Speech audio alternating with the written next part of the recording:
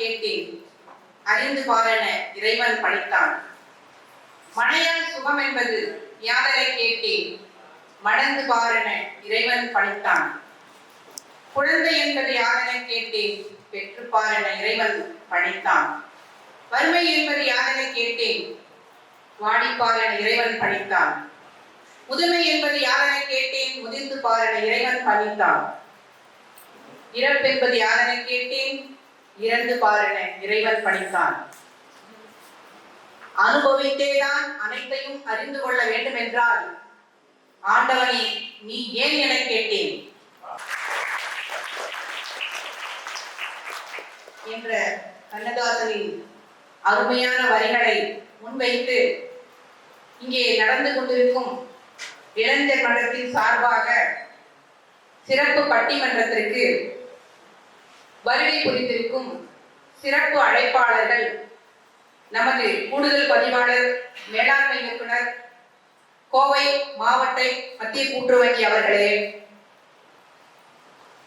நமது இந்த நேரத்தில் தலைமையேற்று நடத்த வேண்டிய நமது மண்டல இணைப்பதிவாளர் அவர்கள் வந்து கொண்டிருக்கிறார்கள் அவர்களே, ராமலிங்கா கூட்டுறவு மேலாண்மை பயிற்சி நிலைய முதல்வர் அவர்களே, இப்படி ஒரு இளைஞர் மன்றத்தை இந்த நிலையத்தில் புதியதாக ஆரம்பித்து உங்கள் அனைவரையும் உயிர்ப்புடன் வைத்திருக்கும் அவருக்கு இந்த நேரத்தில் சிறப்பானது நன்றியை தெரிவித்துக் கொள்கிறேன். மேலும் இங்கே ஆர்வத்துடன் பங்கு பெற வந்திருக்கும் பங்கேற்பாளர்களே, இந்த பட்டிமன்றத்தை கண்டு ரசித்து கைதட்டி மகிழ்வித்து ஆனந்தம் கொள்ள வந்திருக்கும் இந்த நிலையத்தின் மாணவ மணிகளே, சக பணியாளர்களே, உங்கள் அனைவரையும் இந்த நேரத்தில் இருகரம் கூப்பி வரவேற்கிறேன். வருக வருக. இங்கே வந்திருக்கின்ற பேச்சாளர்கள் சிலர் இதுவே மைக்கை பிடிக்கக்கூடிய முதல் நாளாகவும் இருக்கும். அதனால் அவ்வப்போது அவர்களுக்கு உற்சாகம் ஊட்டி நீங்கள் மென்மேலும் அவர்கள் பேச்சுத்துறையில் மிளிர இதுவே முதல் படியாக அமைய வேண்டும் என்பதை கேட்டுக்கொள்கிறேன். நமது மேடம் அவர்கள் பேசும் பொழுது கோலப் போட்டியை பற்றி சொன்னார்கள். உண்மையில் ஆண்கள் கோலப் போட்டி வைத்தால் நன்றாகத்தான் இருக்கும். ஆனால் தவறு எங்க இருக்கிறது என்றால், முதலில் குழந்தை பிறக்கிறது, ஆண் குழந்தை பிறக்கிறது, பெண் குழந்தை பிறக்கிறது. ஆண் குழந்தை பிறந்த மாத்திரத்தில் தாய் தந்தையிடம் சொல்கிறார்கள், உன்னோட கடனத்திற்கு ஆள் வந்துட்டாப்பா. பெண் குழந்தையை பார்த்து நாமெல்லாம் எல்லாரும் என்ன சொல்கிறார் என்றால், மருமக வந்திருக்கா. பிறக்கும் போதே கல்யாணத்திற்கு என்று படைக்கப்பட்டதாக நாம் தான் நம் சமுதாயத்தில் நம் குழந்தைகளை சொல்லி சொல்லி வளர்க்கின்றோம். 5 வயதில் உள்ள ஒரு ஆண் குழந்தைக்கு கார் பரிசு வாங்கி செல்கிறோம். அதே 5 வயதில் உள்ள ஒரு பெண் குழந்தைக்கு பார்பிடால் வாங்கி செல்கிறோம். ஒரு ஆண் குழந்தை பம்பரம் விளையாடுகிறது, பெண் குழந்தை சொப்பு சாமான் வைத்து விளையாடுகிறது. எங்கே தவறு நடந்திருக்கிறது என்று இனி வரும் காலங்களில் நாம் களைய முயன்றோமானால் ஆண் கோலப் போட்டி தயாராகிவிடும் என்பதை ஐயமில்லை.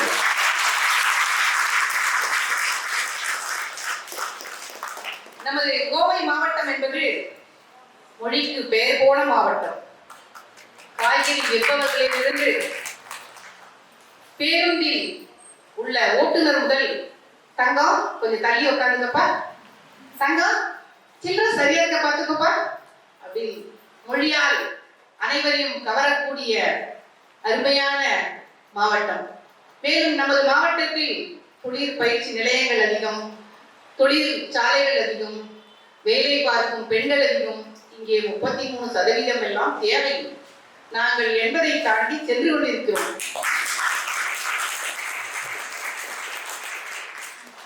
நெசவு தொழிலே கோவைக்கென்று கோவை காட்டன் என்று சொல்லக்கூடிய சிறப்பை பெற்றுள்ளது. சுற்றுலா தலங்கள் அதிகமான நிறைந்த வால்பாறை, டாபிக்ஸ் என்று சொல்லக்கூடிய இடங்கள், குரங்கு ஃபால்ஸ், கோவை குற்றாலம் ஆகிய பல இடங்கள் இங்கே சுற்றுலா தலங்களாக அமைந்துள்ளன. கோவைக்கு வருபவர்கள் எல்லாம் இங்கே வீடு வாங்கி இந்த அழகான இந்த இடத்தை ரசித்து இங்கேயே தங்களுடைய வாழ்நாளை கழிக்க விரும்புவதாக சொல்வது எவ்வளவு உண்மை என்பதை நான் இங்கு வந்த பிறகு தெரிந்து கொண்டேன். இன்று இந்த மன்றத்தில் அருமையான ஒரு தலைப்பு, இந்த காலகட்டத்தில், இன்றைய காலகட்டத்தில் தேவை பணமா பாசமா? இரண்டு அணிகள் வந்திருக்காங்க பேசுறதுக்காக.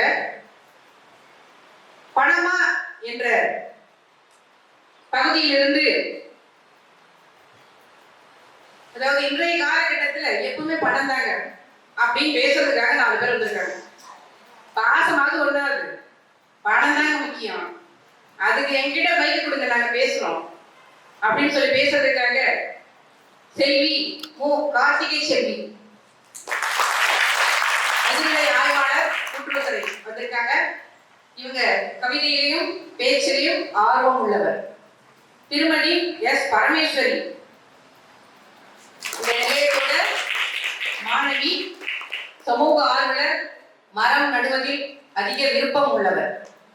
திருமதி எஸ். லத்திகா கவிதையிலும் ஓவியத்திலும் ஆர்வமுள்ள இந்த நிலையத்தின் மாணவி. திரு ஆர். ரமேஷ் தமிழ் ஆர்வலர், யதார்த்த பேச்சாளர், இங்க நிலையத்தினுடைய மாணவர். அடுத்து பணம்லாம் இல்லைங்க, பணத்தாலாம் எல்லாத்தையும் வாங்கிட முடியாது, பாசம் முக்கியங்க. பணம் எவ்வளவு தூரம் வருதுங்கிறத எடுத்து சொல்றதுக்கும் பாசம் தாங்க எல்லாத்துக்கும் முக்கியம் சொல்றதுக்கும் ஒரு 4 பேர் வந்திருக்காங்க. இதை நமது நிலைய விரிவுரையாளர் திரு சி. மீ. ரத்னவேல் அவர்கள், கவிஞர் திரு ஆர். சண்முக சுந்தரம், தமிழை நேசிக்கக்கூடியவர், நிலைய மாணவர். திரு எம். பாலமுருகன் கவிதை வாசிப்பதில் வல்லவர், தமிழ் ஆர்வலர், நமது மாணவர். திரு ஆர். தினேஷ்குமார் பேச்சாளர், பேச்சாலேயே ஒரே நாளில் இவர் பெயரை மனனம் செய்யக்கூடிய அளவுக்கு பாசமானவர். குரலை கேட்டவுடன் இது தினேஷோட குரல். தினேஷ் மேடம் நேற்று ஒரு நாள் தான் பார்த்தேன், 1 மணி நேரம் தான் பார்த்தேன். அப்ப நிஜமாவே பாசமானவர் தான். இவர்கள் அனைவரையும் வருக வருக என்று இந்த நேரத்தில் உங்கள் அனைவரின் சார்பாக வரவேற்கிறேன். தற்பொழுது ஒருவராக தங்களின் கருத்துக்களை உங்கள் முன் எடுத்துரைப்பார்கள். முதலாவதாக செல்வி மு. கார்த்திகை செல்வி, வாங்கம்மா.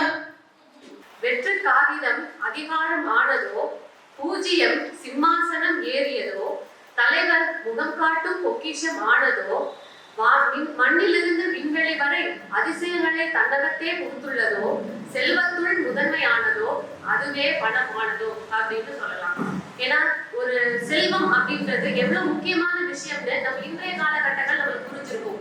ஏன்னா நம்மளுடைய நிறைய பிரச்சனைகளை கடந்து வந்திருக்கோம். ஆனா இதை பற்றி திருவள்ளுவர் அன்றைய காலகட்டங்களில் பல ஆயிரம் வருடங்களுக்கு முன்னாலே அவரே கணிச்சு வச்சிருக்காரு. அதற்காகவே அதுக்கு ஒரு அதிகாரத்தை அமைச்சு கல்வி, பாசம் நிறைய சொல்லியிருக்காரு. பட் பொருளுடைய முக்கியத்துவம் வரும் நவீன காலங்கள்ல இருக்கும்னு சொல்லி அவர் அதுக்கு அதிகாரம் அமைச்சிருக்காரு. பொருளியல் செயல் வகை அப்படின்னு அதிகாரம் 76.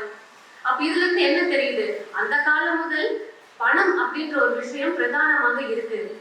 ஒரு படம் சரஸ்வதி சபதம் இருக்கு. அதுல நாரதர் ஒரு கேள்வி கேட்பாரு, கல்வியா செல்வமா வீரமா 3 தேவர்கள்ட்ட கேட்பாரு.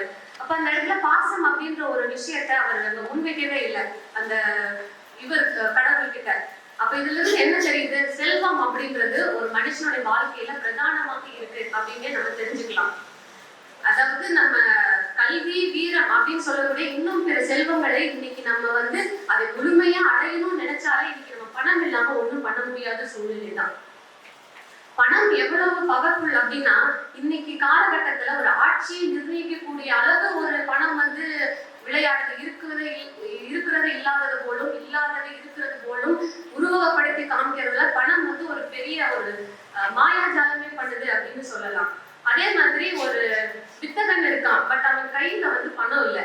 ஆனா ஒரு சாதாரண சாமானியன் நம்ம கையில கொஞ்சம் பணம் இருக்கு அப்படின்னா கண்டிப்பா அவன் எப்படி ஆகுறான்னா முதலாளி ஆகுறான், எஜமானன் ஆகிறான். அப்ப முதல் வைத்திருப்பவன் முதலாளி. அப்போ ஒரு பூஜ்யக்காரனை கூட ஒரு அதிகாரத்தின் உச்சி வரம்பில் உட்கார வைப்பது பணம் தான் அப்படின்னு நமக்கு தெல்ல தெளிவா தெரியுது.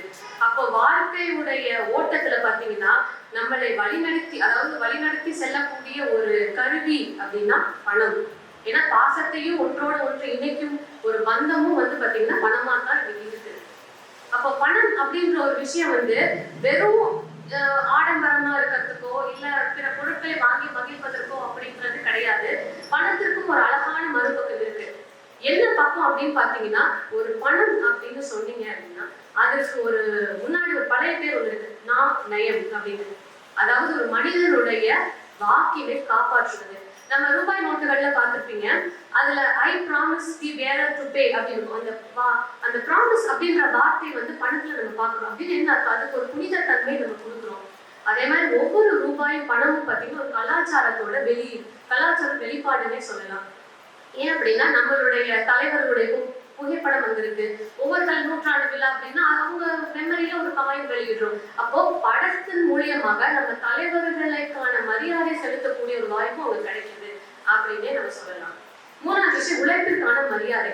கண்டிப்பா உழைப்பிற்கான சன்மானம் எப்படி கொடுப்போம் அப்படின்னா கண்டிப்பாக ஒரு பணத்தின் மூலியமாக நீங்க செய்யலாம். ஏன்னா நம்ம பாசமானவங்களுக்கோ இல்ல நம்மளுக்காக உழைக்கிறவங்களுக்கோ நம்ம கொடுக்குற ஒரு விஷயம் என்னன்னா பணம். நாலாவது, இது ஒரு ஆசீர்வாதத்தின் மொழி அப்படின்னே சொல்லலாம். ஏன்னா இப்போ நம்ம இத்தனை நாள் பெரியவங்க பெருசா கண்டுக்க மாட்டான்னு ஒரு விசேஷ நாள், நோம்பி நாள், பிறந்த நாள்னா முதல் வேலையை அவங்க கால்களை போய் தேடி கும்பிட்டுட்டு வருவோம். அவங்க வெறும் திருநூறு மட்டும் பூசி விட்டு என்ன பண்ணுவோம், உங்களுக்கு முகம் டல்லாயிரும். இதே ஒரு கையில ஒரு 500 1000 கையில கொடுத்தாங்கன்னா அப்படியே 1000 வாட்ஸ் பல்பு முகத்துல எரியும். காரணம் என்னன்னா ஒரு ஆசீர்வாதத்தை கொடுக்கக்கூடிய மொழியாகவும் அது இருக்கு.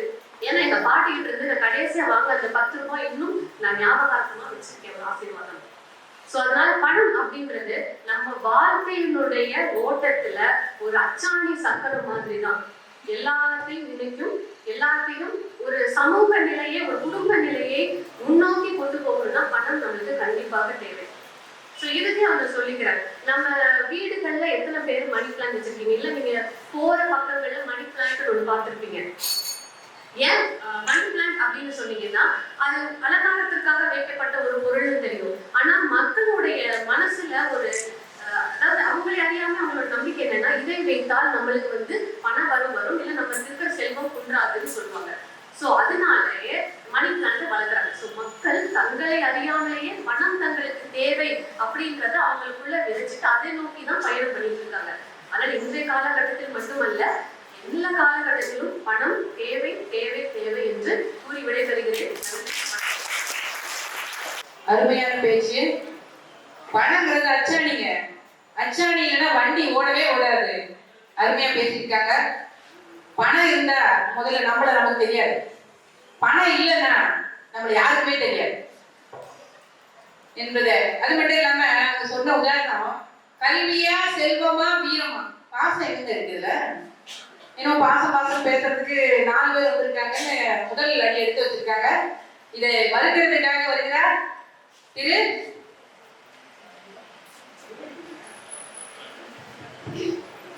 உ. ரத்னவேல் அவர்கள். வாங்க. அன்பிற்கும் பண்பிற்கும் பாசத்திற்கும் உரிய, அன்பிற்கும் பண்பிற்கும் பாசத்திற்கும் உரிய நடுவர் அவர்களே,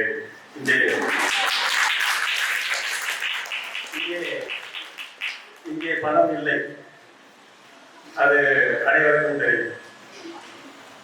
அன்பின் பிறப்பிடம், பாசத்தின் ஊற்றுக்கண், பண்பின் உறைவிடம், தாயுள்ளம் கொண்ட எங்கள் நடுவர் அம்மா அவர்களே.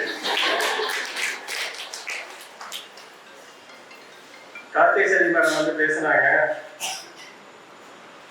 பெரியவங்க காலில் வந்து ஆசீர்வாதம் பண்ணா பணம் கொடுப்பாங்க அவங்க எப்பவுமே அப்படிதாம்மா.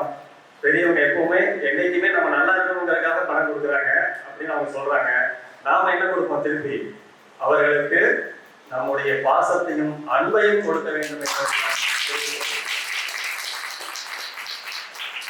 ஒரு காலகட்டத்துல இருந்துச்சு கூட்டு குடும்பம், பாசக்கார குடும்பம். இப்போ என்னாச்சு? தனி குடித்தனமா மாறி போச்சு. ஏன்? பணம் பணம் செய்த வேலை. அதனால தனி குடித்தனத்தை போய் தேடி போயிட்டே இருக்காங்க மக்கள். பாசம் அதாவது கூட்டு குடும்பம் இருந்தாதான் அப்படி அருமை தெரியும், பெரியவர்களுடைய அருமை தெரியும், நம்முடைய குழந்தை வளர்ப்பு முறை தெரியும். எதுவுமே இல்லாம தனியா போய் தனி கொடுத்துறதுல அவங்க ரொம்ப அல்லற்பட்டு இருக்காங்க. அது எல்லாருக்குமே கண்கூட தெரியும். அதுக்கப்புறம் பாத்தீங்கன்னா படத்தை பத்தி சொன்னாங்க. பாசமலர்னு ஒரு படம் இன்னும் நினைவுக்கும் நினைக்கிறேன் அனைவருக்கும். அது அந்த கால மனிதர்களுக்கு எல்லாருக்குமே தெரியும். இன்னுமே பாத்தீங்கன்னா தேட்டர்ல அப்பெல்லாம் பாத்தீங்கன்னா தேட்டர்ல 100 நாள் ஓடுன படம். அது நடிகர் திலகம் போட்டி போட்டு நடிச்சிருப்பாங்க. அதுல பாசத்தை மட்டுமே பெரிதாக பேசி அதுல இருக்கக்கூடிய ஆடியன்ஸ் அத்தனை பேரும் ஒவ்வொரு காட்சி போடும் பொழுதும் அனைத்து பார்வையாளர்களும் அழுதுட்டே பார்த்தாங்க அந்த படத்தை. அது அதனுடைய சிறப்பு அப்ப எதை நோக்கி போகிறது? பாசத்தை நோக்கி தான் போகிறது. பணம் வரலாங்க பெரியதாக தெரியாது. இப்போ நீங்க இருக்கீங்க, மேடம் சொன்னாங்க, அன்போடு அழைப்பதால் நம்முடைய கூடுதல் பதிவாளர் அவர்கள் இங்கே வந்திருக்கிறார். பணத்திற்காக அல்ல. அதே போல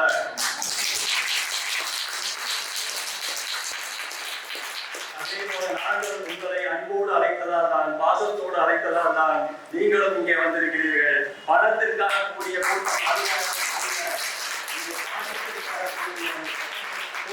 அதையும் தாண்டியது.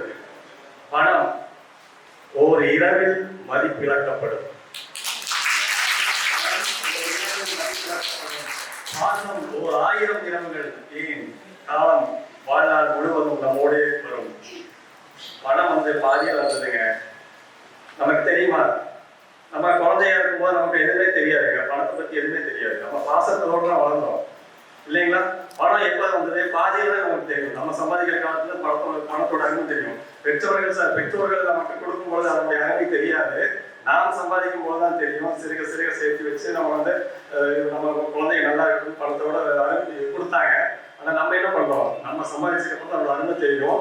இருந்தாலும் அந்த பணம் எப்படி பாதியில வந்துச்சு. ஆனா நம்ம பாசம் கருவறையில் தொடங்கியது. கருவறையில் இருந்துதான் பாசம் உருவானதே தவிர பணத்தின் மூலமாக வந்ததே அல்ல. இது காலம் முழுவதும் தொடர்வது. மீண்டும் இன்னொன்று முக்கியமான விஷயம், எல்லாரும் இளைஞர்களா இருக்கீங்க, மாணவர்களா இருக்கீங்க, அது இளம் காதலர்கள் பணத்திற்காகவா?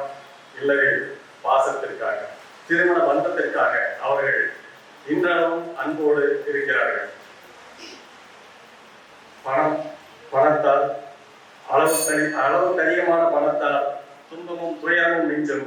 பாசம் எப்பொழுதும் இதமானது, இன்பத்தை கொடுக்கக்கூடியது என்று சொல்லி நிறைவாக ஒரே ஒரு வரியோடு நிறைவு செய்கிறேன். தமிழன் என்று சொல்லடா, தலையிலிருந்து நெல்லடா. என்ன தோணுது? தமிழன் என்று சொல்லடா, தலையிலிருந்து நெல்லடான்னு சொல்லணும். என்ன வரும்?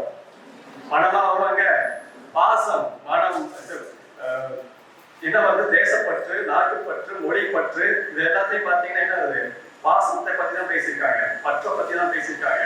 தமிழன் என்று சொல்லடா, தலையிலிருந்து நெல்லடான்னு சொல்லும் பொழுது நாம் மதம், இனம், மொழி அனைத்தையும் கடந்து மொழி பற்றுக்காக, மொழியின் மீது இருக்கக்கூடிய பாசத்திற்காக ஒன்றிணைகிறோம் என்று சொல்லி, இனி இன்றைய காலகட்டத்தில் தேவை பணம் அல்ல, பாசமே என்று சொல்லி வாய்ப்பளித்தமைக்கு நன்றி.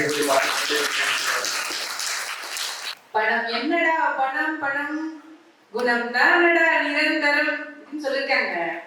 சும்மா உட்கார்ந்து பணம் பேசிட்டு இருக்காங்க. அன்பு, பாசம், நம்மளுடைய வேளாண் இயக்குநர்கள் அவர்கள் இங்கே நம்மோடு இனிமையோடு அவருடைய பொன்னான நேரத்தை செலவழிக்க நம் மீது பாசம் கொண்டு வந்திருக்கிறார்கள். ரொம்ப அருமையா பாயிண்ட் பிடிச்சு பேசிட்டாங்க. ஒரே நாளில் பண மதிப்பிழப்பு. நம்மளெல்லாம் கடற்கரை போயிட்டு எங்கெல்லாம் 500 வச்சு தேட வச்சுட்டாங்க. எல்லா இடத்துலயும் நம்ம தேடணும். ஆனா பாத்தீங்கன்னா 2 வருஷம் கழிச்சு தான் கிடைக்குதுங்க அந்த 500,000 வச்சு. நீங்க பேக் எடுத்து போயிட்டு இந்த பேக் எடுத்து அந்த பேக் எடுத்து அந்த பர்ஸ் எடுத்து போயிட்டு எல்லாம் ஒரு இடத்துல வச்சாதானே எங்கேயாவது எடுத்து போயிருப்போம். அது மீதி எப்படியே இருக்கும். 2 வருஷம் கிடைக்குதுங்க எனக்கு 1,500 ரூபாய் 2 நோட்டு. யாரும் அந்த பணத்தை அதுக்கப்புறம் பேப்பர் மாதிரி ஆயிடுச்சு. பிள்ளைகிட்ட கொடுத்தாங்க வாங்காது, அது இருக்கு எங்களுக்கு. சரி, அடுத்ததாக வருகிறார். பாசமலர் பத்தி சொல்றீங்க. கை வீசம்மா, கை வீசு, கடைக்கு போகலாம் கை வீசு, மிட்டாய் வாங்கலாம் கை வீசு. அண்ணன் கிட்ட அப்படி கை வீசிட்டு இருந்தா, அண்ணன் 25 சவரம் எடுத்து வையே, ஒரு வண்டி வாங்கணும் 1.5 லட்சம் ரூபாய் எடுத்து வையே, இன்ஜினியர் மாப்பிள்ளையா பாரு, மாப்பிள்ளைக்கு 40,000 மேல சம்பளம் இருக்கணும், சும்மா இந்த கை வீசி காலை வீசி பேசிட்டு இருக்காத, உடைக்கிற வண்டியை பாரு அப்படின்னு சொல்றதுக்காக வராங்க திருமதி எஸ் பரமேஸ்வரி. வாங்க. இன்றைய காலகட்டத்தில் தேவை பணமா பாசமா என்ற தலைப்பில் இன்றைய காலகட்டத்தில் தேவை பணமே பணமே என்று நான் உங்கள் முன் ஆணித்தரமாக பேச வந்துள்ளேன். சார் சொன்னாரு, தனிக்குடித்தனம் போறாங்க, கூட்டு குடும்பத்துல வந்து பாத்தீங்கன்னா பாசம் இருந்தது, தனிக்குடித்தனத்துல வந்து பாசம் இல்லைன்னு சொல்லி பாசம் இல்லைங்கிற அவரை ஒத்துக்கிட்டாரு. ஒண்ணு இன்னொன்று வந்து பாத்தீங்கன்னா நம்ம பாசம்னு சொல்றோம். நம்ம குழந்தைகளை வந்து பாத்தீங்கன்னா ஒரு குறிப்பிட்ட வயது வரைக்கும் தான் வந்து பாத்தீங்கன்னா படிக்க வைப்போம், அவங்க சாப்பாடு எல்லாமே போடுவோம். அவங்க 25 வயசுக்கு மேல வந்து பாத்தீங்கன்னா அதே பாசம் இருந்தாங்க. ஏன் அவங்க சாப்பாடு போட வேலைக்கு போனா தான் சாப்பாடு போட ஏன் சொல்றோம்?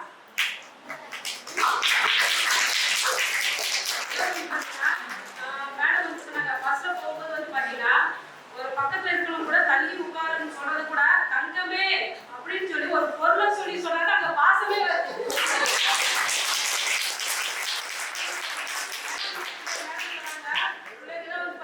கல்யாணம் பண்றதுக்கு முன்னாடியே ஒரு வேலைக்கு போனதுக்கு அப்புறமா கல்யாணம் பண்ணுங்க, யாரை வந்து சார்ந்து இருக்காதீங்கன்னு சொல்லி சொன்னாங்க. அது வந்து பாத்தீங்கன்னா மேடம் சொன்ன மாதிரி நம்ம கல்யாணம் பண்ணி என்னதான் வந்து வீட்டுக்கார்ட்ட வந்து ஒரு நம்மளோட தேவைக்குன்னு போகும்போது கண்டிப்பா கிடைக்காது. அப்ப அந்த டைம்ல வந்து பாத்தீங்கன்னா நமக்கு வந்து பணம் தான் வந்து முக்கியம். அது பாத்தீங்கன்னா காசேதான் கடவுளப்பா, அந்த கடவுளுக்கு முன்னாடி தெரியுமப்பா, கைக்கு கை மாறு பணமே, அது கைப்பற்ற நினைக்குது மனமே. அந்த பாட்டை வந்து பாத்தீங்கன்னா அன்றைய காலகட்டத்துல வந்து பாசம் தான் முக்கியமா இருந்தது. அந்த பாசம் முக்கியமா இருந்த காலகட்டத்துல கூட வந்து பாத்தீங்கன்னா பணம் தான் முக்கியம்னு சொல்லி ஒரு கவிஞர் வந்து எழுதி வச்சிருக்கிறாரு. கடவுளுக்கே வந்து பணம் தான் முக்கியம்னு தேவைப்படும் போது நம்ம மனுஷங்களுக்கு வந்து பணம் முக்கியம் இல்லைன்னு சொல்லி நம்ம எப்படி வந்து ஏற்றுக்க முடியும்? பாசம் இருந்தது அப்படின்னா முதியோர் இல்லங்கள் வந்து ஏங்க உருவாகிறது இந்த காலகட்டத்துல வந்து பாத்தீங்கன்னா பணம் இல்லாம வந்து பாத்தீங்கன்னா எத்தனையோ வந்து படிக்க முடியாம இருக்கிறாங்க. அதே மாதிரி வந்து மருத்துவம் கூட வந்து பாத்தீங்கன்னா பணம் இருக்கிறவங்களுக்கு ஒரு மாதிரியும் பணம் இல்லாதவங்களுக்கு ஒரு மாதிரி தான் வந்து மருத்துவம் வந்து கிடைக்குது. இன்னொன்று வந்து பாத்தீங்கன்னா திருமணங்கள் வந்து அன்றாட வந்து நிறைய திருமணங்கள் வந்து நடந்துகிட்டு தான் இருக்கு. அதுல வந்து பாத்தீங்கன்னா ஒரு திருமணத்துல வந்து பாத்தீங்கன்னா ஒரு பணம் பொருள் இருக்கிற ஒரு திருமணத்தை வந்து மிகைப்படுத்தப்பட்டு எல்லா நாளும் பேசப்படுகிறது. ஏன் எல்லா திருமணமே வந்து நடக்கிறாங்க, ஏன் எல்லா திருமணத்தையும் வந்து பேசாம அந்த பணம் பொருள் இருக்கிற திருமணத்தை வந்து மிகைப்படுத்தி பேசினாலும் அங்க வந்து பணம் தான் வந்து தேவைப்படுகிறது. அது மாதிரி வாழ்க்கையில் வந்து பாத்தீங்கன்னா ஒவ்வொரு காலகட்டத்துல வந்து மனுஷனை வந்து பாசம் இயக்குவது இல்லை, பணம் மட்டுமே ஒவ்வொரு காலகட்டத்திலும் ஒவ்வொருவரும் பணம் தான் வந்து இயக்குகின்றது. பாசம் வந்து சொல்றாங்க. ஒரு கூட பிறந்தவங்க ஒரு அப்பா அம்மா இருக்கிறாங்க. ஒரு கூட பிறந்தவங்களுக்கு ஒரு 1 லட்சம் 2 லட்சம் வந்து கடன் கொடுக்குறோம். பணம் கொடுக்கும்போது பாசம் தான் அங்க இருக்கும். ஆனா ஒரு வருஷம் 2 வருஷம் கழிச்சு பணம் கொடுக்காதப்ப அந்த பணத்தை கேட்கும் போது ஒரு அண்ணன் தம்பி பாசத்துல வந்து பாசம் வந்து தோல்விட்டு அங்க பணம் தான் வந்து வெற்றி அடைகிறது. அப்படிங்கும்போது வந்து பணம் தான் வந்து அந்த இடத்துல வந்து முக்கியத்துவம் வந்து இருக்குது. பாசம்னு சொல்லி பேசுறாங்க இல்லையா, அந்த பாசமா இருக்கிறவங்க கூட ரோட்ல போறோம், ஒரு பேப்பர் வந்து கீழே கிடக்கு, பேப்பரும் கீழே கிடக்கு, பணமும் கீழே கிடக்கு. இந்த பாசம் பேசுற போது பணத்தை பார்த்தோன்னே பேசாம போவாங்களா? கண்டிப்பா அந்த பேப்பரை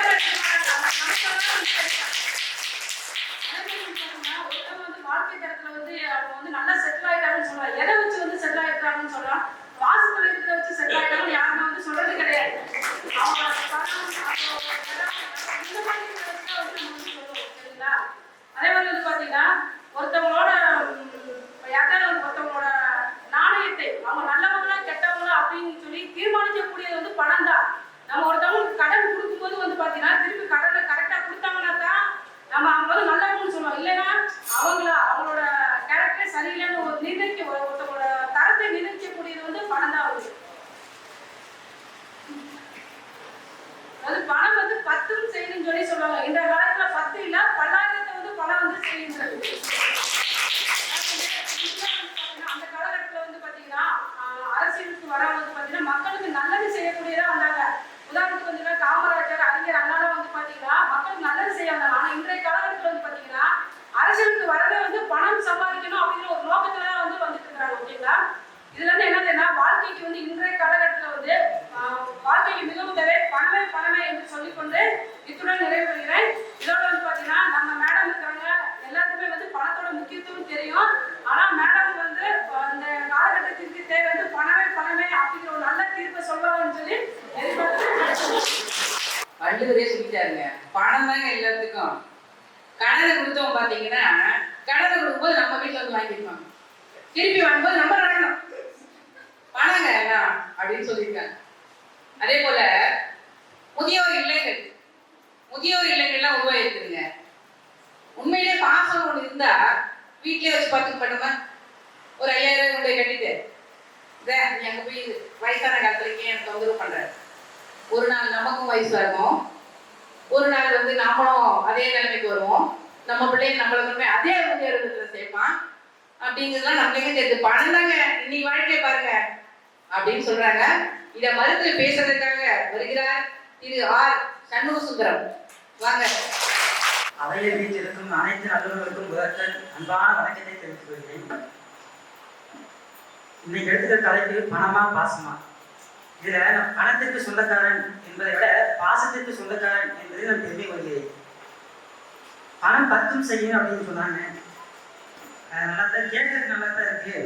இப்போ சமீபத்தில் ஒரு நியூஸ் பார்த்தீங்கன்னா தெரிஞ்சிருக்கு, யானையை பாகன் அடிச்சுட்டான் அப்படின்னு சொல்லி பாகன் வந்து சிறையை கொண்டு போய் கொடுத்தாங்க. ஆனால் அந்த யானை சாப்பிடவே இல்லை. அது வந்து பணத்துக்காக இல்லை, பணத்தை 2 கட்டு போட்டா யானை சாப்பிடலாம், சாப்பிடாது. அந்த பாகன் வந்ததுக்கு அப்புறம் தான் யானை சாப்பிடுறது. பணம் கொடுக்க கொடுக்க பெருகி கொண்டே போகும். யாராவது சொல்லுவாங்களா?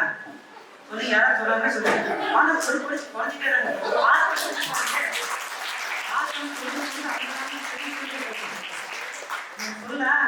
இது பணம் வந்து இருந்தா எல்லாம் 10,000 கூட வாங்கலாம் அப்படின்பாங்க. நம்ம ஒரு இறுதிச்சடங்கு போய் இல்லை இறந்துட்டாங்க, 1 லட்சம் வச்சுங்க சந்தோஷமா அழுதாதீங்கன்னு சொல்லி சொன்னாங்க.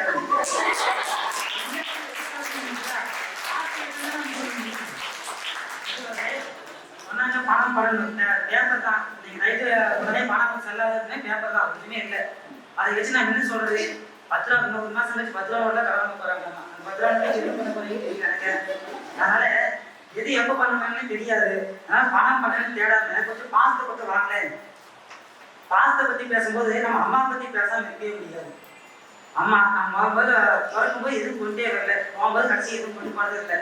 கடைசியில் அவன் பணம் தான் வேணும், பணத்தை சேர்த்து வச்சுட்டு போனாங்கன்னா இறுதிச்சாடும் போது நம்ம போட்டுக்கு அருணாச்சி கூட அறுத்துட்டு விடுவாங்க. அம்மா அதை தெரிஞ்சு வச்சுக்கணும். அதனால பணம் அப்படிங்கிறது கொஞ்ச நாள் இருக்குமே தவிர நிரந்தரமானது கிடையாது. அம்மா பத்தி சொல்ல போனோம்னா, நம்ம முதல்ல பசியாக வாடும்போது அம்மாவுக்கு அந்த பால், அந்த பாலுக்கு என்ன விலை கொடுத்து வாங்குவீங்க அதை சொல்லி பார்த்தா தாய்ப்பாலத்துக்கு ஏதாவது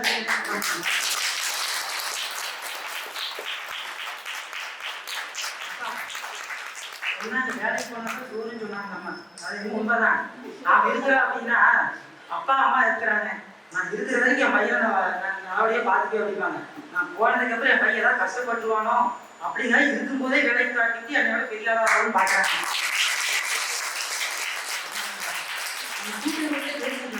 எங்க அப்பா வந்து டிரைவரா இருக்கிறாரு, இதான் எனக்கு கஷ்டப்பட்டு ஏதோ என்னை விட ஒரு ஆபீஸரா வரணும்னு பாக்குறான்னு நினைக்கிறாங்க. இப்படித்தாங்க அப்பாவோட பாசம் எல்லாம் இப்படித்தாங்க இருக்கு. மூஞ்சி பார்த்தா கோபமா காமிப்பாங்க, ஆனா மனசுக்குள்ள அவ்வளவு பாசம் இருக்கு. என்னை விட ஒரு படி என் அப்பா இல்லை. அப்புறம் காமராஜர் முன்னாள் முதல்வர் வந்து காமராஜர் பார்த்தீங்கன்னா கிட்டத்தட்ட 65 வயசு. ஒரு வழியா போகும்போது அவங்க அம்மா பாட்டு போலான்னு வராது, கடை வழியாத கையில் ஒரு கை போகும்போது போறாங்க. அம்மா பாட்டு வரும்போது அம்மா சொல்றாங்க, சரி பார்த்து போயிட்டு வழிக்கு யாரும் துணை கூட்டிட்டு போ அப்படிங்கிறாங்க. வழி துணைக்கு 65 வயசு, ஒரு நாட்டின் முதல்வர், அவருக்கு போக தெரியாதா? அது ஏன் சொல்றாங்கன்னா, அம்மா வந்து இன்னும் ஒரு பெரிய பொறுப்பு இருந்தாலும் பெரிய ஆளாக அவங்களுக்கு வந்து குழந்தை குழந்தைதான். அதுதான் உண்மையான பாசிட்டிவ். அப்ப நான் வந்து ஒருத்தருக்கு 10,000 கொடுக்குறேன், கொடுத்து திடீர்னு என்ன காலமாகி போயிருந்தா அவர் என்ன பற்றி வச்சு கொடுவாரு நினைக்கிறீங்களா? அதுக்கு வாய்ப்பே இல்லை. பணம் மிச்சம் தான் அப்படின்னு பணத்தோட மதிப்பு அவ்வளோதானே. நான் இப்போ சம்பாதிச்சிட்டே போறேன், எவ்வளோ நாளைக்கு அந்த பணம் இருக்கு, பணம் நான் கொடுத்து போனது அவ்வளோதான் வராது. அதே நான் உண்மையாக நான் வாங்குதேன், பாசத்தோடு வாங்குதேன் அப்படின்னா நான் இறுதி சூழ்நிலையில நான் போனதுக்கு எத்தனை பேர் என் பின்னாடி வராங்க, எனக்கு சடங்கு எத்தனை பேர்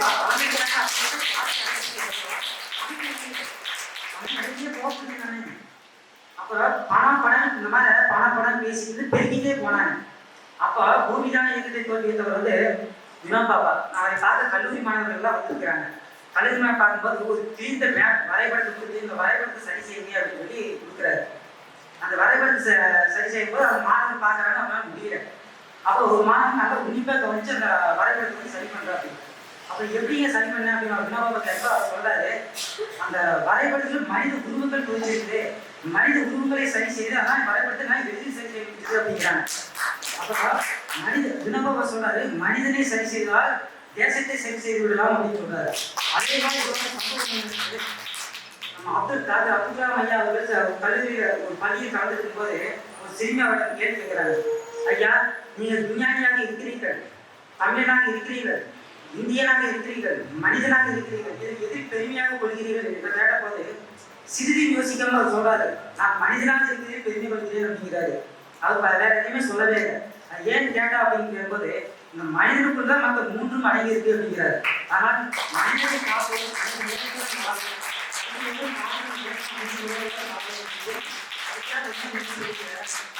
முதல்ல சொன்ன போல வாசம்னா தாய்மை பத்தி பேசாம இருக்க முடியாது. தாய்மொழி வடிவமான நடுவர்களே இங்க வீட்டு இருக்கிறாங்க.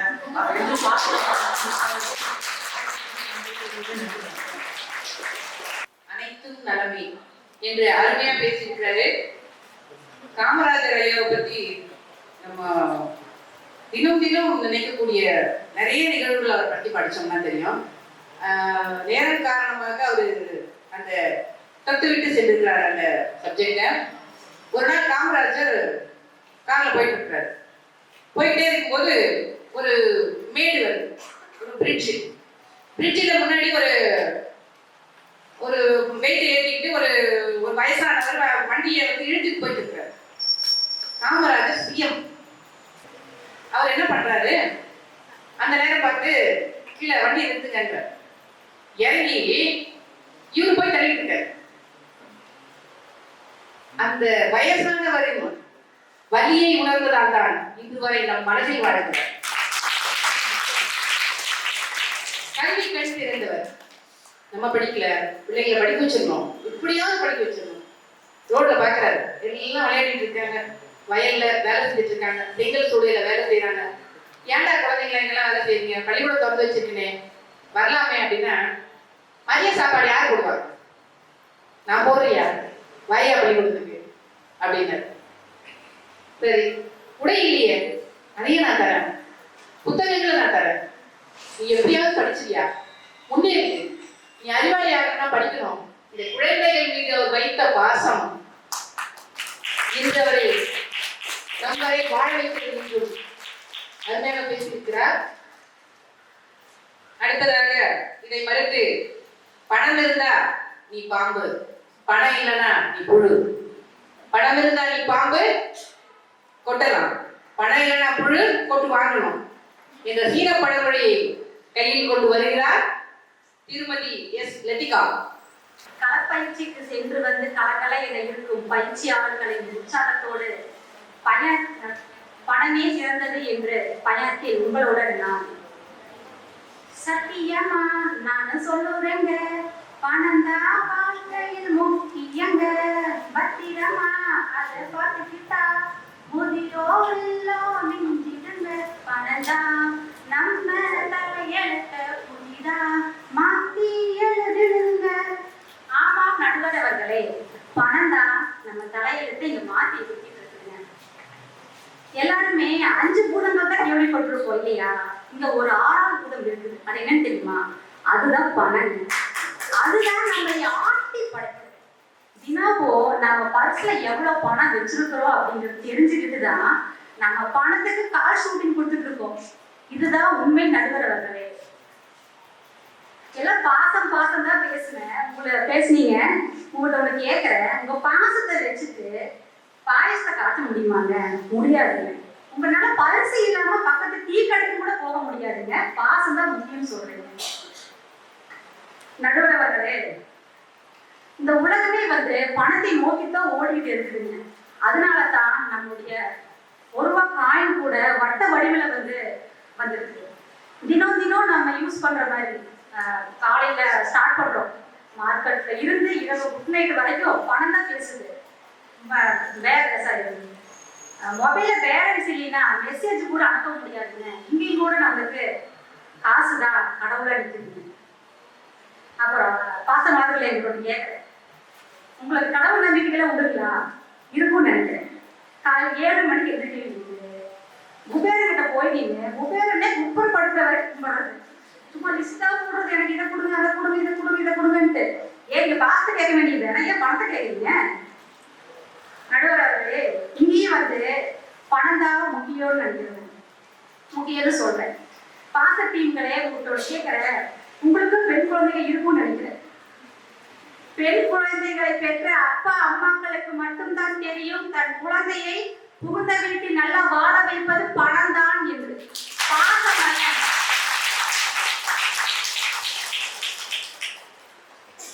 பணத்தை மதிப்பை அறிந்தவன் இந்த உலகில் ஒருவன் மட்டும்தான். அவன் யாருன்னு சொல்லிட்டா விவசாயி. அவன் தான் தன்கிட்ட இருக்கிற பட்டா நகை எல்லாத்தையும் அடகு வச்சு பணத்தெல்லாம் எடுத்துட்டு போய் நிலத்தை உளுந்து விதை போட்டு அறுவடைக்கு வரும்போது அது காத்தோ மழையோ வெள்ளமோ அடிச்சுட்டு போயிடுச்சு நாம அழுவோம் பாருங்க. அந்த கண்ணீர் துளிட்ட போய் கேட்டு பாருங்க, அந்த கண்ணீர் சொல்லும் கண்ணீர் விட்டு எனக்கு பணம் தாயா இங்க முக்கியம் அப்படின்னு சொல்லி.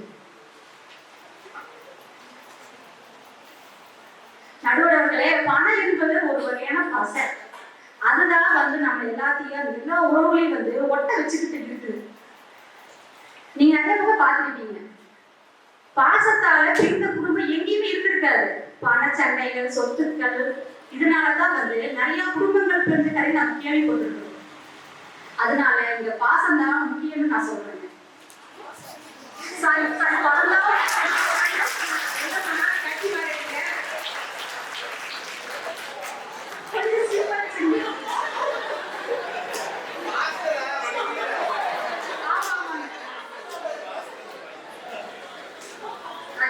நீங்க இந்த பக்கமே உட்காந்துக்கலாமே.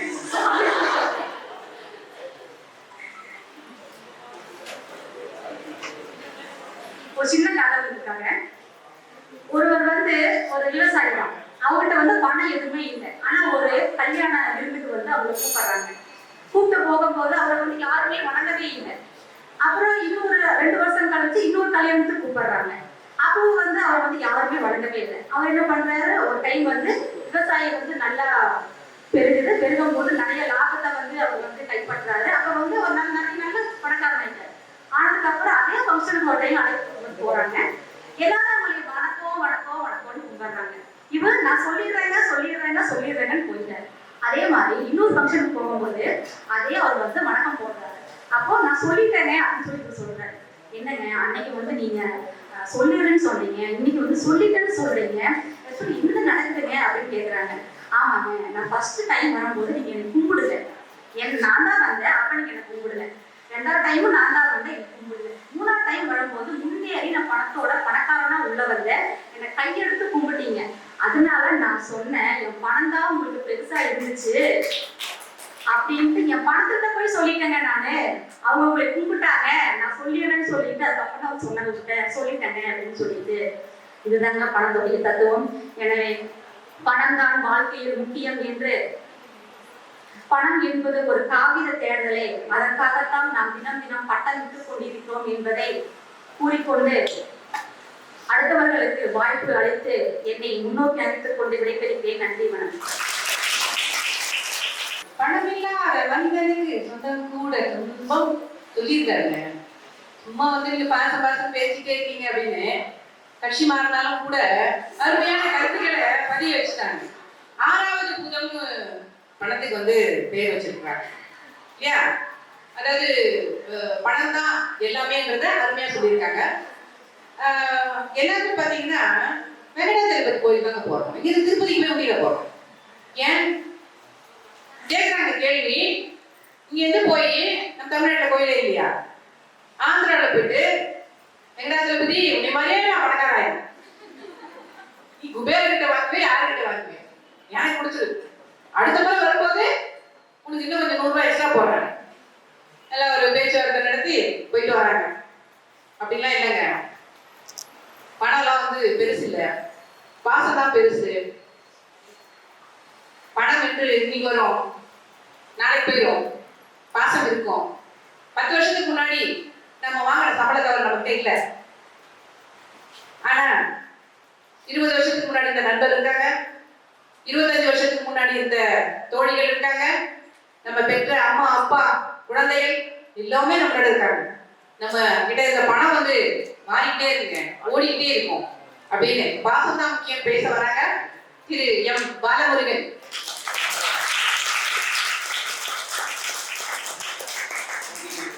செந்தமிழே உயிரே நடந்தேனே செயலை மூச்சினை உனக்கு கழித்தேனே நைந்தாயினை நைந்து போகும் என் வாழ்வு நன்னிலை உனக்கினை எனக்கும் தானே என தமிழ் தாயை வாழ்த்தியும் வணங்கியும் எனது கணிப்பேச்சை துவங்குகிறேன். எனக்கு கொடுக்கப்பட்ட தலைப்பு பாசம். இந்த தலைப்பை வச்சுட்டு வீட்டுல போய் நான் வந்துட்டு எங்க அம்மா கிட்டையும் மனைவி கிட்டையும் கேட்கிறேன், இந்த காலத்துக்கு தேவை பணமா பாசமா அப்படின்னு கேட்டேன். அவங்க சற்று யோசிக்காம பணம் தாண்டா பெருசுட்டாங்க. ஆனா நான் பாசிட்டிவ்ல தான் இருக்கிறேன்.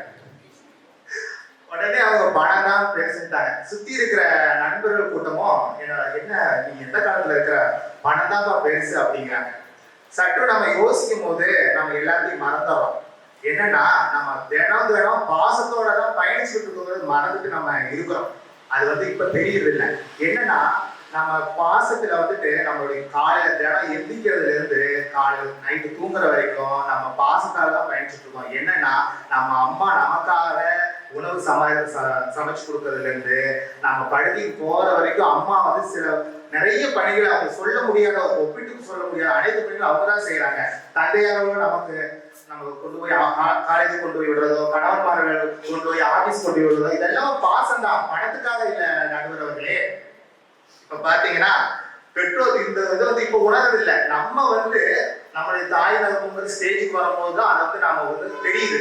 நம்ம பிள்ளைகள் வந்துட்டு நம்ம எப்படி அன்பு காட்டுறோமோ அதே மாதிரி நம்ம அப்பா அம்மா நமக்கு அன்பு காட்டுவாங்கிறது அப்பதான் நமக்கு புரியுது. நடுவர் பிள்ளைங்களுக்கு பர்த்டே வந்து என்ன வாங்கி தருவீங்க? பாசம் கொடுப்பீங்களா, ஏதாவது பொருட்கள் வாங்கி தருவீங்க? இது சந்தேகம் தான். ஸோ பணம் ஒரு கூலி வேலைக்கு போறவன் என்னைக்குமே அவன்கிட்ட வந்து கிஃப்ட் எல்லாம் வாங்கி தர முடியாது. அவனால முடிஞ்ச அளவு அவன் மனைவி கிட்ட பேசுவான், நான் நாளைக்கு ஒரு நல்ல நிலைமையில இருந்தா உனக்கு நான் எல்லாமே பண்ணி தருவேன், இப்ப என்னால இதுதான் பண்ண முடியும்னா பாசத்தோட சொல்லிதான் அந்த மனைவியை வந்து மாத்திட்டேன். வாழ்க்கையிலே பாசத்தால பின்னப்பட்டுள்ளது. பணம் சம்பாதிப்பது குண்டூசியால் பள்ளம் தோண்டுவதை போல, ஆனால் அதை செலவு செய்வது அதே குண்டூசியால் பலூன் உடைப்பது போல. ரொம்ப கஷ்டம் சம்பாதிக்கிறது. சும்மாவா? கவர்மெண்ட் வேலைங்கிறோம் எல்லாம், அங்க இருக்கிற பிரச்சனை அவங்களுக்கு தான் தெரியும் எவ்வளவு கஷ்டம்னு. அப்புறம் வந்து பாசம் வந்து மனுஷங்க மட்டும் நம்ம இது பண்ணிக்கிறது இல்லைங்க. விலங்குகள் நம்ம வீட்டுல வளர்க்கிற செல்ல பிராணிகளுக்கு கூட நம்ம பாசத்தை காட்டி வளர்ந்துருக்கோம். நாய், பூனை இதெல்லாம் நம்ம வீட்டுல வளர்க்க ஏதாவது ஆயிடுச்சு நம்மளோட மனசு எவ்வளவு கஷ்டப்படுது தெரியுங்களா? அதே மாதிரி அதுவும் அது 2 மடங்கு நம்ம மேல கஷ்டப்படுது. நம்ம எங்கேயாவது வெளியே ஏதாவது கடைக்கு போனா நம்ம பின்னாடியே வரும். இதெல்லாம் நீங்க பார்த்துருப்பீங்க. அதுக்கு ஏதாவது ஆயிடுச்சுன்னு வச்சுக்கோங்களேன். எங்க திருப்பூர் ஏரியால எல்லாம் அது கண்ணீர் அஞ்சலி ஒட்டுறாங்க. நான் பார்த்துட்டு ஒரு 2 நிமிஷம் படிச்சுட்டு போறேன். இந்த மாதிரி கண்ணீர் அஞ்சலி எல்லாம் ஒட்டி போறாங்க. சில பிராணி வந்து நான் நியூஸ்ல பார்த்துக்கிறேன், சமாதி கட்டி கூட அங்க அழுதுட்டு இருக்கிறாங்க. இந்த மாதிரிலாம் நடக்குது. ஒரு காக்கா கூட ஒரு இறந்தவருக்கு நகரவே இல்லைங்க. அந்த மாதிரிலாம் நீங்க செய்தியை பார்த்துருப்பீங்கன்னு நினைக்கிறேன். பணத்தை கொடுத்துப்பார் உறவுகள் உன்னை போட்டும், கொடுத்த பணத்தை திரும்ப கேட்டுப்பார் மண்ணை வாரி தூக்கு. இதாங்க பணத்தோட நிலைமை. இந்த காலத்துல சிவாஜி கணேசன் சாவுதிரி மாதிரி நடிச்சதுல இருந்து இப்போ சிவகார்த்திகேயன் ஐஸ்வர்யா ராஜேஸ்வரி வரைக்கும் பாசத்தை கொட்டி தான் படம் எடுக்கிறாங்க. விருதும் வாங்கி இருக்கிறாங்க. நம்ம அரசாங்கம் அதை அங்கீகரிக்குது. நடுவர்களே, வச்சு படம் எடுக்கணும்னா பணம் வேணும்ல. அது அடிப்படையே பாசம் தான் நடுவர்களே. சினிமா அதுக்கப்புறம் நாங்க விடுமுறை காலத்துல அத்தை வீட்டுக்கெல்லாம் போவோம். அவங்க அங்க போனோடனே எங்களுக்கு அத்தை பொண்ணுலாம் இருக்கா? அத்தை பொண்ணுலாம் மூத்தவங்களா இருக்காங்க. அதுக்கு வாய்ப்பு இல்லைங்க.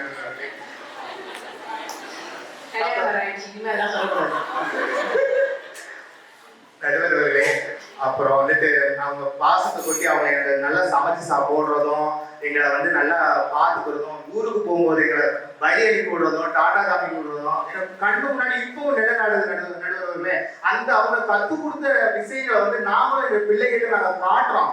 இதுதான் பாசம், அவங்க நம்ம புரிய வைக்கிறோம். இதுதான் நடுவர்களே பாசத்தோட கட்டமைப்புல. நாங்க தவறான வழிக்கு செல்லாம இருக்க பாசம் தான். ஒரு தவறான வழியை பாசம் தான் கட்டி கொடுக்குது, பணம் இல்லை நடுவர்களே. அப்புறம் இன்னொரு தகவலை சொல்லணும். ஒரு வயதான பெண்மணி பிச்சை எடுத்துட்டு இருக்காங்க ஒரு பகுதியில. அந்த பகுதியில் ரொம்ப காலமா பிச்சை எடுத்துட்டு இருக்கும்போது ஒரு காலகட்டத்தில் அவங்க காலம் ஆயிடுறாங்க. காலம் ஆனோடனையும் அங்க சுத்தி இருக்கிற பகுதியில் இருக்கிற தன்னார்வலர்கள் அவங்க வந்து அடக்கம் செய்யறாங்க. அடக்கம் செஞ்சு முடிச்சுட்டு அவங்களோட பையில என்னெல்லாம் இருக்குன்னு பார்க்கும்போது 10 ரூபா கட்டு 2 லட்சம் இருக்குது. அப்போ கடைசியில போகும்போது அந்த பணம் அவங்களுக்கு உதவல. அங்க சுத்தி இருக்கிற தன்னார்வலர்களின் மனிதனையும் பாசம் தான் அவங்க வந்து உயர்த்திட்டு நடத்துறாங்க. பணம் பேசுறவங்க ஒரு நாள் மருத்துவமனைக்கு போய் பாருங்க. அவங்கதான் தெரியும் பணம் சாதிக்க முடியாத பல விஷயங்கள் இந்த உலகத்துல உண்மை இருந்துட்டு தான் இருக்கு நடுவர்களே. மருத்துவமனையில பில் போட மாட்டாங்க, ஸ்கேன்ல எடுக்க சொல்றாங்க, எம்ஆர்ஐங்கிறாங்க. என்ன இதா இருந்தாலும் பில்லு போட்டாலும் தீர்க்க முடியாத நோய்களும் சில இருக்குது நடுவர்களே. கொரோனா கூட தடுப்பூசி கண்டுபிடிச்சாங்க, தவிர அதுக்கு மருந்து கண்டுபிடிக்க நடுவர்களே.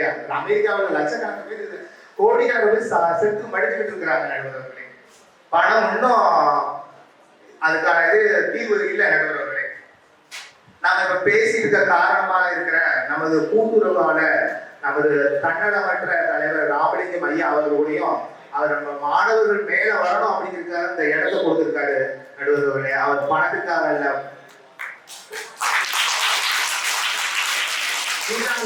பெற்றோர்களில் பிறந்த கைவிளக்கேந்திய காரிகை பிளாரன்ஸ் நைட்டிங்கேல் அம்மையார் பாசத்தால கவரப்பட்டுதான் வறியவர்களுக்கும் ஏழை நோயாளிகளுக்கும் நம்மளை வந்து அவங்க குணப்படுத்திருக்காங்க நடுவர்களே. அவங்க மருத்துவ துறையில வந்துட்டு ஒரு நல்ல தடம் வைக்கிறதுக்கு காரணமா அந்த நைட்டிங்கேல சொல்லாம இருக்க முடியாது. எடுத்து செல்ல எதுவும் இல்லை, கொடுத்து செல்ல அன்பு ஒன்று மட்டுமே இருக்கிறது என்று கூறி வாய்ப்புக்கு நன்றி கூறி விடைபெறுகிறேன். நன்றி, வணக்கம். கேட்டதிலே அவள் வார்த்தையை தான் நல்ல கவிதை என்பேன். பாருங்க, பணமா வேணும்னு கேட்டாங்க, வார்த்தை கவிதைங்க. அவ பேசினாலே கவிதைங்க, அவ பார்த்தாலே அழகுங்க, அவளை பார்த்துக்கிட்டே இருந்தாலே சந்தோஷம். எவ்வளவு அருமையா வந்து விளக்கத்தோட சொன்னாரு. பிராணிகள் கூட, மனிதர்கள் மட்டும் இல்லை, பாசத்திற்காக பிராணிகளும் இயங்குது. நம்ம வீட்டுல இருக்கிற நாய்க்குட்டி பார்த்தோம்னா நம்ம காலையில 8 மணி நேரம் வெளியில போயிட்டு வந்துருப்போம். உள்ள வரும்போது என்ன அதுக்கு வாங்கிட்டு வந்துருப்போம் பெருசா, நம்ம ஏதோ டென்ஷன்ல வந்துட்டு இருப்போம். அது அத்தனை சந்தோஷமா நம்மளை வரவேற்கும். அத்தனை பாசம் வந்து விலங்குகள் கூட மனிதர்கள் மேல வைத்திருக்கிறது. ரொம்ப அழகா எடுத்து சொன்னாரு. அவரு சொல்லிட்டாரு, டாடா சொன்ன போதும்ட்டாரு. பாசம் வந்த டாடா சொன்ன போதும். அதை மறுத்து பேசுவதற்காக வருகிறார் திரு ஆர் ரமேஷ்.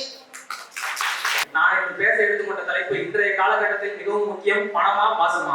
நீங்க டைட்டிலே முடிவு பண்ணிருக்கலாம். இந்த காலத்துல வந்து பணம் தான் முக்கியம், பாசம் அப்படிங்கிறது இல்ல.